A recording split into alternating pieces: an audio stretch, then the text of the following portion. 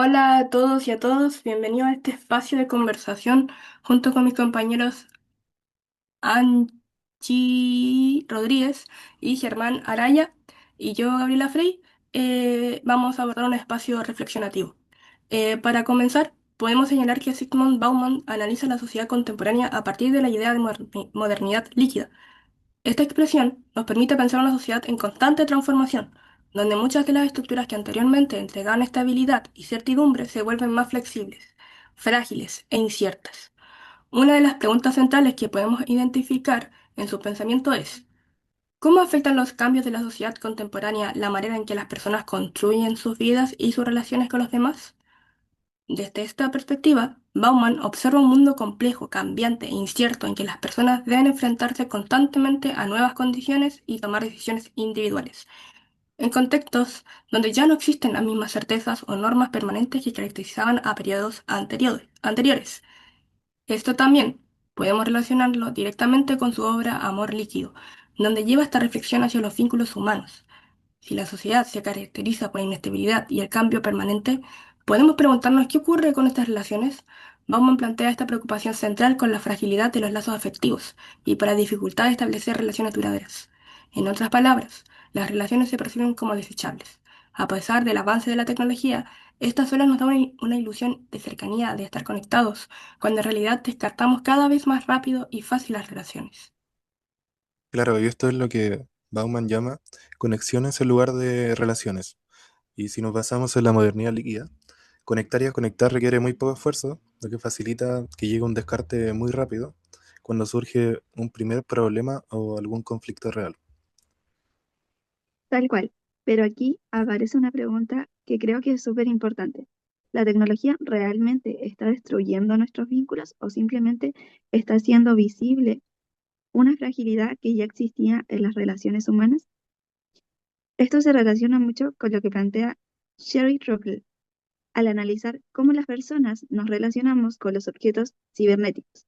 En la cultura digital que vivimos, eh, en un estado de permanente conexión, puede debilitar nuestra empatía, porque podemos estar constantemente conectados y al mismo tiempo sentirnos profundamente solos. Entonces, la conexión tecnológica no necesariamente significa una conexión humana profunda. Quizás el problema que plantea Bauman es que comenzamos a relacionar, a relacionarnos bajo una lógica parecida a la del consumo. Es decir, que cuando algo deja de satisfacer nuestras perspectivas, lo reemplazamos por algo nuevo. De hecho, tomando tu idea, nos transformamos al mismo tiempo en consumidores y en mercancías dentro de un mercado afectivo. Buscamos la satisfacción inmediata sin asumir los riesgos que implican la responsabilidad ética por el otro.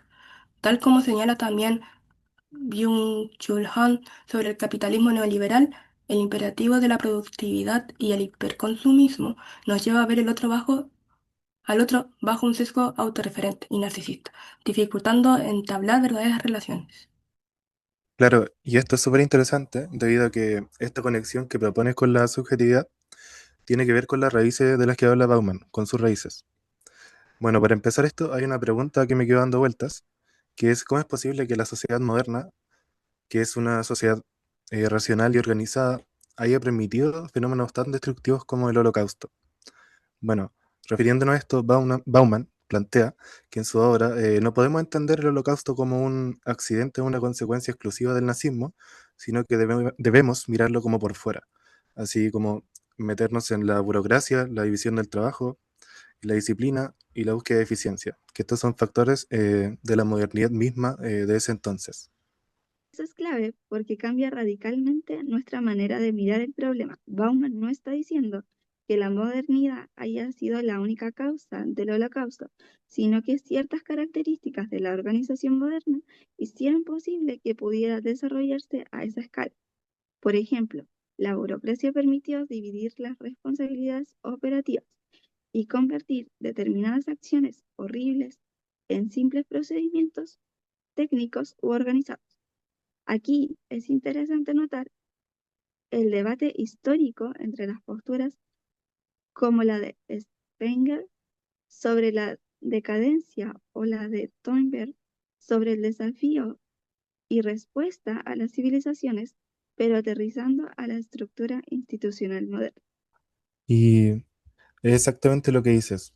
Por ejemplo, Bauman introduce ahí una contradicción bastante profunda, debido a que estas herramientas y conocimiento pueden utilizarse para organizar y hacer eficiente una sociedad, pero también pueden utilizarse para producir consecuencias bastante fuertes, como, o sea, bastante destructivas como barbaries o cosas negativas.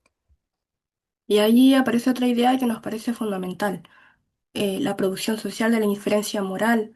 Bauman nos dice que como la obediencia ciega a los órdenes, la rutina mecanizada y la deshumanización sistemática de las víctimas podían hacer que personas consideradas normales o buenos ciudadanos terminaran participando en actos terribles.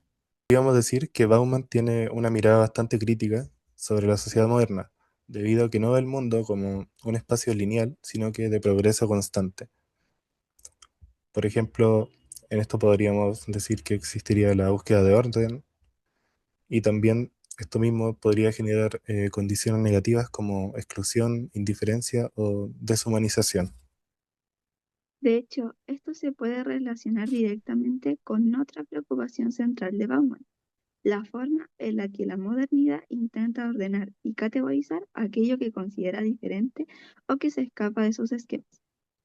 En el texto se plantea que la modernidad busca controlar y ordenar la naturaleza, la sociedad y la educación, pero también rechaza aquello que considera ambiguo, divergente o difícil de clasificar.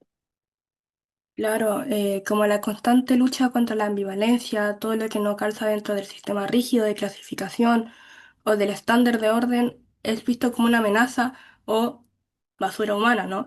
Que debe ser marginada, excluida o eliminada. Gianni Battimo aborda esto señalando cómo los modelos cerrados de la modernidad rechazaban lo diferente, mientras que en la postmodernidad el pensamiento débil busca dar espacio a la pluralidad y a la diversidad. Claro, es una diferencia importante que también Spengler estudia. O sea, podemos notar como diferencia a lo que tú estás hablando, de que Spengler estudia cómo nacen, crecen y caen las civilizaciones. Mientras que por otro lado, otro autor, Toynbee, se enfoca en cómo éstas se enfrentan a sus desafíos. Y por otro lado, Bauman explica cómo este cambio afecta a la sociedad en su vida diaria, especialmente, por ejemplo, factores como la incertidumbre y la fragilidad de nuestras relaciones. Además, acá también él cuestiona la idea de que todo sea un progreso positivo, pero también puede conllevar a factores negativos como la exclusión, indiferencia o inseguridad. Y esto nos lleva a otra pregunta, que podríamos relacionarlo nuevamente con amor líquido.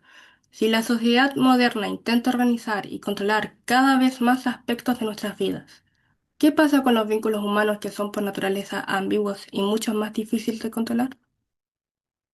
Claro, y en Amor Líquido, Bauman también lleva su reflexión precisamente hacia las relaciones humanas y analiza la fragilidad de estos mismos lazos, por lo que podemos establecer que existe una relación clara entre las ideas entre ambas ideas. Por una parte, tenemos una sociedad burocrática que busca un orden, seguridad y control, y por otra parte, tenemos relaciones humanas que están bastante caracterizadas por la incertidumbre, la fluidez y también la fragilidad. Por eso creemos que Bauman nos presenta un mundo complejo, perturbado y desafiante. Nos muestra que aquello que consideramos progreso no es neutral y también puede tener consecuencias que debemos cuestionar. Además, nos invita a no pensar qué problemas